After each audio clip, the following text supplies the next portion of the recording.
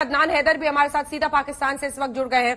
अदनान, आपके पास आते हुए जिन बड़ी खबरों पर हम चर्चा कर रहे हैं उसमें सबसे बड़ी यही है कि the ball rest with supreme court की तरफ से फैसला आना है। लेकिन मैं आपसे दो सवाल पूछती हूं जो मैं माहिद साहब से भी पूछूंगी इसके बाद। क्या नेशनल असेंबली को भंग करने का जो आदेश राष्ट्रपति ने दे दिया है उस पर भी सुनवाई होगी?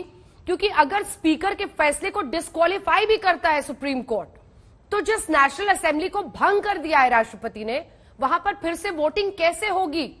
क्या क्या लोग का स्टैंड आई रहेगा? फिर समझाइए अदनान।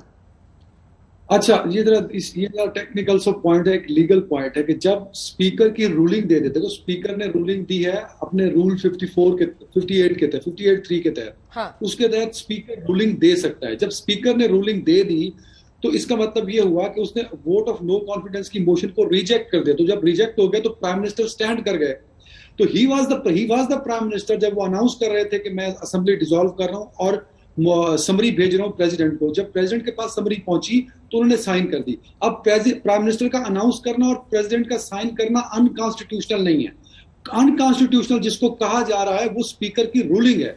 सुप्रीम कोर्ट में जो चैलेंज होने जा रही है वो प्राइम मिनिस्टर का डिसॉल्व करना चैलेंज होने नहीं जा रहा, वो स्पीकर की रूलिंग को चैलेंज किया जा रहा है। अच्छा, ये जो बात बार बार की जा रही है कि डिप्टी स्पीकर ये रूलिंग नहीं दे सकता, ये बिल्कुल ठीक बात है। क्या हासिल होगा उससे? क्या हासिल? मैं आपको बता रहा हूं। डिप्टी स्पीकर ने जब रूलिंग दी है तो उसमें उसके एंड में उसने ये नहीं कहा कि ये रूलिंग डिप्टी स्पीकर की है। उसने कहा है कि ये रूलिंग है स्पीकर कौमी असेंबली असद कैसर की तरफ से। तो इसको चैलेंज नहीं किया जा सकता। जो रूलिंग को चैलेंज करने की बात है उसके लिए सुप्रीम कोर्ट का सिर्फ लार्जर बेंच उस चैलेंज को सुन सकता है, और उसके लिए लार्जर बेंच कुछ ही देर में जो है वो तश्कील दे दिया जाएगा। और मैं खुद अभी सुप्रीम कोर्ट से आ रहा हूँ।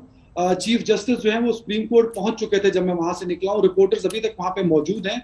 आज ही लार्जर बेंच तश्कील दिया जाएगा और हो सकता है पहली सुनवाई आज हो जाए। अब सुप्रीम कोर्ट के पास एक राइट है, as per constitution of Pakistan, speaker की जो रूलिंग होती है उसको कोर्ट भी चैलेंज नहीं कर सकता, उसको सिर्फ इंटरप्रिटेट करेगा।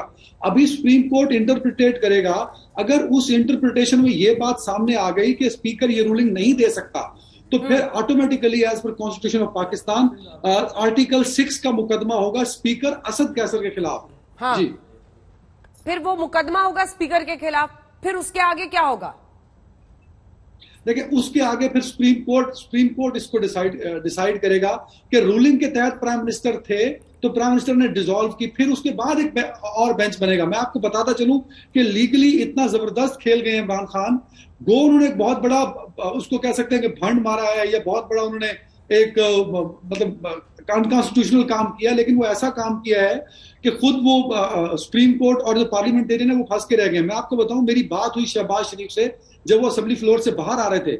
मैंने कहा, मियां साहब आपको कुछ समझ आई? क्या हुआ? हमें तो नहीं आई। तो मियां साहब ने कहा, जैसे आपको नहीं आई समझ अदनान, इसी तरह हमें भी नहीं आई।